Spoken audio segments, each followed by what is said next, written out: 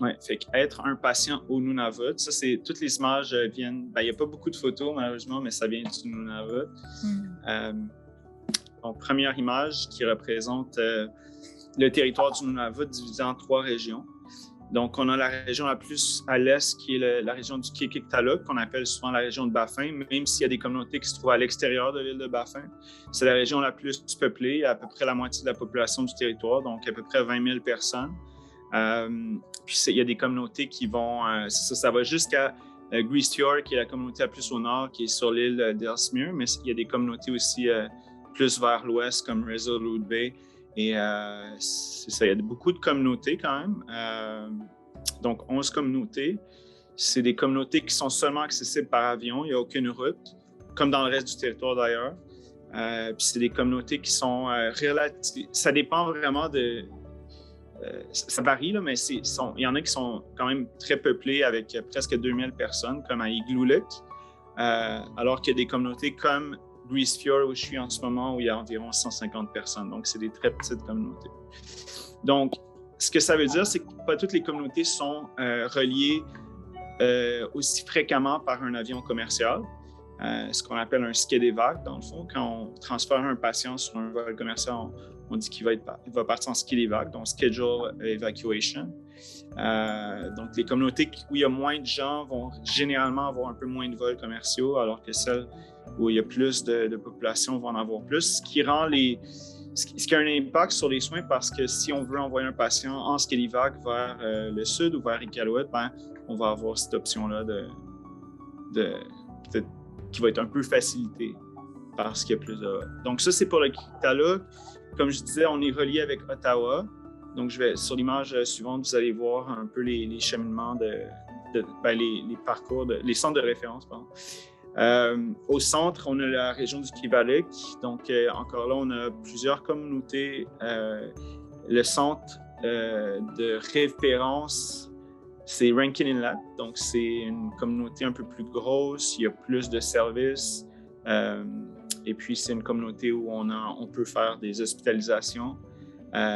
C'est moins gros qu'Iqaluit. Il n'y a pas d'hôpital en tant que tel. C'est un centre de santé. En fait, toutes les communautés ont un centre de santé. Sauf Iqaluit, qui a vraiment comme un hôpital comme bien défini, là, avec beaucoup plus de ressources. C'est ça, dans le fond, Kivalliq, c'est en lien avec le Manitoba. Puis la région la plus à l'ouest, c'est le Kitikmeot, qui est plus en lien avec Yellowknife, puis l'Alberta. Et là, le centre principal, c'est Cambridge Bay, qui va recevoir des patients des communautés, mais qui va aussi pouvoir offrir un petit peu plus de soins. Une des grosses différences dans ces 3 centres-là, Iqaluit, Rankin, puis Cambridge Bay, c'est qu'il y a la présence d'un médecin en tout temps, un ou plusieurs médecins, en fait. La plupart des communautés n'ont pas de médecin, sauf des communautés très grosses, là, très peuplées, comme Baker Lake puis Arviat dans Iqaluit. Mais sinon, comme dans Baffin, il n'y a pas de communauté, à part Iqaluit, où il y a un médecin à temps plein. OK, fait c'est ça. Dans le fond, il y a ces 3 grandes régions-là qui sont très vastes, évidemment, qui sont très loin des centres principaux dans le sud. Je vais vous montrer la prochaine diapo. Dans le fond, on parle d'une distance d'environ... en fait, je vais le dire en temps, là, entre Iqaluit et Ottawa, d'environ 3 heures en avion. Et là, on parle d'un avion de type comme un jet, dans le fond. Donc, c'est quand même loin. C'est la même chose, Rankin Inlet, Winnipeg. Donc, on parle encore de 2 heures, 2 à 3 heures. Cambridge Bay à Yellowknife. Et ensuite, Edmonton. Donc, ça, c'est vraiment le graphique qui représente les transferts hospitaliers ou de soins entre les communautés. On voit que sur Baffin, les transferts se font principalement des communautés à Iqaluit et ensuite d'Iqaluit à Ottawa. La raison pourquoi on fait ça, c'est parce qu'à Iqaluit, on a beaucoup de services, je vais en parler dans une seconde, mais on a beaucoup plus de services. On est un centre où on peut admettre beaucoup de patients aussi. Donc, on n'a pas besoin de transférer la majorité des patients qui nous arrivent des communautés. Alors que dans les 2 autres régions, il y a beaucoup moins de services offerts dans leurs centres principaux qui sont, encore une fois, Rankin puis Cambridge Bay. Fait qu'il va y avoir beaucoup de transferts des communautés directement vers Winnipeg. Avec la pandémie, par contre, il y a eu un mouvement intéressant, c'est-à-dire qu'on a commencé à transférer beaucoup de gens de la région du Kivalliq vers Iqaluit parce que on essayait de limiter, dans le fond, les transferts vers le sud. Donc, à plus ou moins long terme, je pense que l'idée, ça serait de développer ces transferts-là, des communautés comme Coral Harbour, qui se trouvent quand même pas très loin de Baffin, Nauyat, vers Iqaluit. Mais qu'est-ce que ça veut dire concrètement pour le patient? Ça veut dire que si vous tombez malade dans un centre de santé, dans une communauté, par exemple à Pond Inlet, l'infirmière en communauté va contacter le médecin qui se trouve à Iqaluit et si le médecin puis l'infirmière jugent que le patient doit être transféré, ben, le patient va être envoyé à Iqaluit directement. Et c'est à Iqaluit où on va évaluer le patient, faire l'imagerie nécessaire, les consultations nécessaires, puis si on juge que c'est nécessaire, on va envoyer à Ottawa. Alors que dans les autres communautés, on va possiblement parler à un médecin, c'est-à-dire dans les 2 autres régions, on va parler à un médecin qui se trouve possiblement hors territoire, qui va déterminer si le patient doit quitter. Et là, le patient va être transféré directement au centre tertiaire comme Winnipeg, Edmonton ou Yellowknife. Je sais que ça a l'air complexe, c'est complexe. Il faut apprendre, quand on travaille au Nunavut, il faut apprendre à gérer, à connaître en tout cas les différents systèmes de santé à travers le Canada. Fait que c'est quand même toute une logistique. Parfois, par exemple, ça peut arriver qu'on transfère des patients à Montréal ou même à Québec ou par exemple dans d'autres centres. Si nos centres de référence sont pleins, ils ne peuvent pas recevoir de patients. Donc, c'est arrivé dans le passé. Par contre, on ne peut pas envoyer un patient à Montréal parce que le patient demande d'être envoyé à Montréal. Ça doit être envoyé selon nos centres de référence principaux, c'est-à-dire à Ottawa en premier. Mais parfois, on est capable d'envoyer le patient où il veut, là, principalement à Québec ou à Montréal, selon... parce que sa famille est là, mettons. Exact. Mais il n'y a pas aussi des fois des enjeux de surspécialité? Admettons qu'un patient il est grand brûlé, ben là, il faut qu'il y ait... il n'y a pas des centres de grand brûlé. Oui, c'est une bonne question. Fait que pour les patients grand brûlés, en règle générale, on va les transférer à Toronto ou à Winnipeg parce qu'il n'y a pas de centre à Ottawa pour ça. Fait que oui, il y a des circonstances particulières où on a des services qui sont offerts dans d'autres endroits qui ne sont pas offerts, par exemple, à Ottawa. La psychiatrie, c'est un bon exemple. On transfère beaucoup de patients vers Winnipeg, d'Iqaluit. Mais on a aussi des lits disponibles à Ottawa, mais c'est toute une question de disponibilité, de ressources. Mais ça peut très bien arriver qu'un patient va se rendre d'Iqaluit à Winnipeg en transport aérien. Donc, dans ce cas-là, on appelle ça un Medivac, contrairement à un Skidivac, parce que c'est un avion comme un jet privé, là, un peu, ou un avion un peu plus modeste, un King Air, de type King Air, qui va prendre un peu plus de temps, mais c'est des transferts qui vont se faire de Iqaluit. Est-ce que le patient il peut apporter 1 ou 2 membres de sa famille ou il est seul d'emblée? Non, on transfère toujours avec un accompagnateur. Fait que ça, c'est quelque chose qui va de soi là, d'habitude. Mais il y a des situations particulières où on va, par exemple, se retrouver à devoir transférer plus qu'un patient en même temps d'une seule communauté. Et là, dans ce cas-là, pour minimiser un peu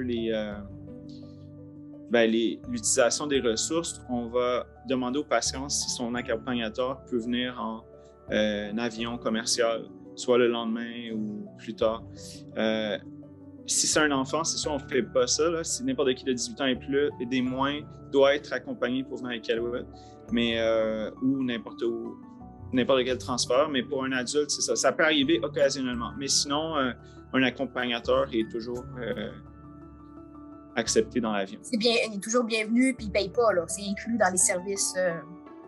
Mais là, si on parle de comme financièrement, comment ça fonctionne, ça, c'est tout un autre domaine de discussion. Mais ce que je peux dire globalement, c'est que si vous êtes, par exemple, un travailleur saisonnier, vous avez la RAMQ, vous devriez avoir une assurance pour couvrir si vous venez au Nunavut parce que les assurances provinciales de santé ne couvrent pas les soins. En fait, ils couvrent les soins, mais ils ne couvrent pas les transports aériens des autres provinces.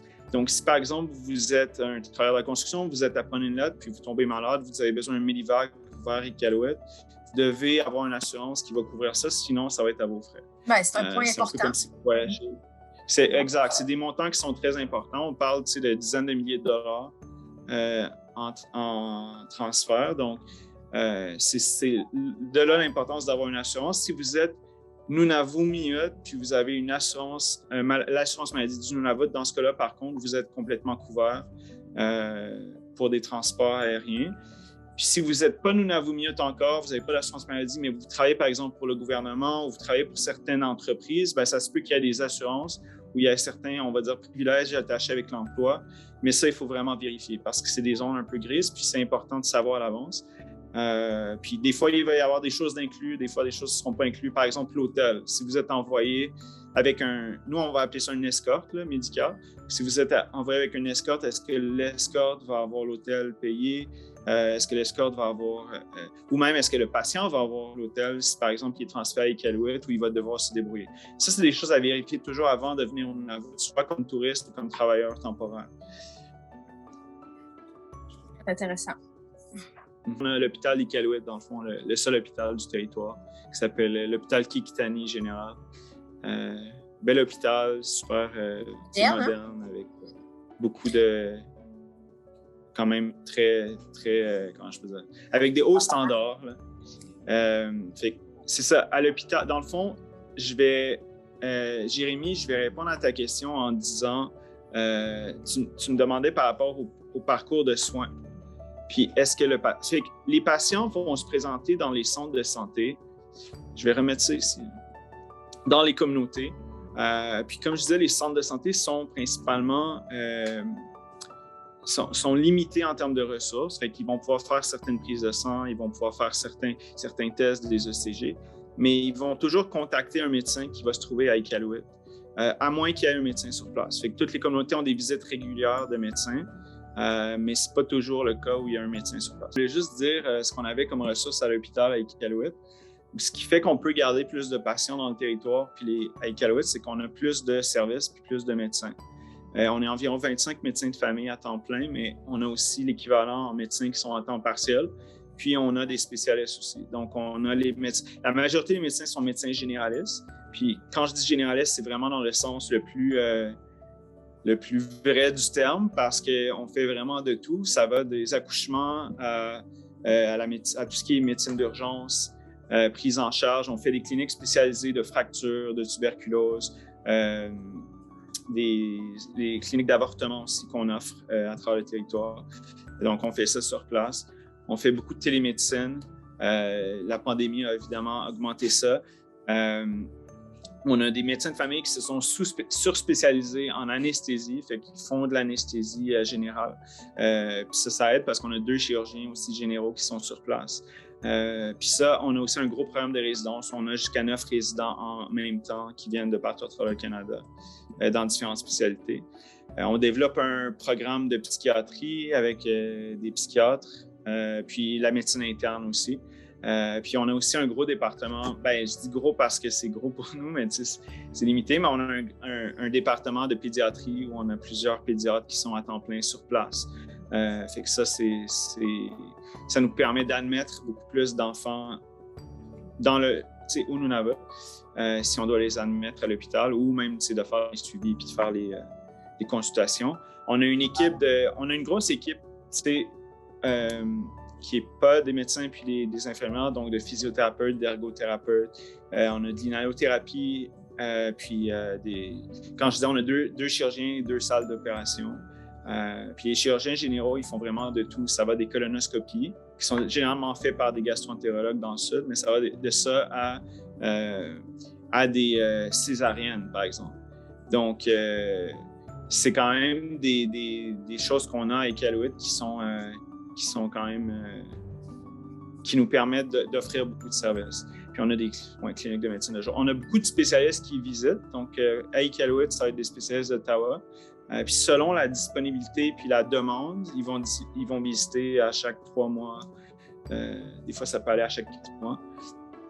Des fois, c'est moins fréquent aussi ou plus fréquent, mais ça dépend. Puis ces spécialistes-là, dans le fond, c'est les mêmes personnes qui reviennent.